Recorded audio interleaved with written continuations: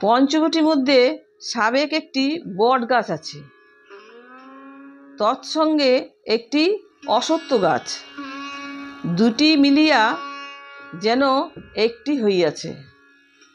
বৃক্ষগাছটি বয়সাধিক্যবশত বহু কোটর বিশিষ্ট ও নানা পক্ষী সমাকুল ও অন্যান্য জীবেরও অবস্থান হইয়াছে।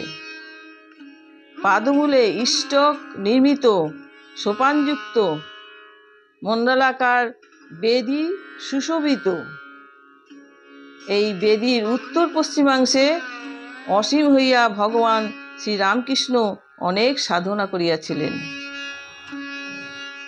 আর বস্ত্রের জন্য যেমন গাভী ব্যাকুল হয়, সেইরূপ ব্যাকুল হইয়া ভগবানকে কত ডাকিতেন। আজ সেই পবিত্র আসনোপরি বটবৃক্ষের সখীবৃক্ষ অশ্বত্থের একটি ডাল ভাঙিয়া পড়িয়া আছে। ডালটি একেবারেই ভাঙিয়া যায় নাই, মূল তরুর সঙ্গে অর্ধ সংলগ্ন হইয়া আছে।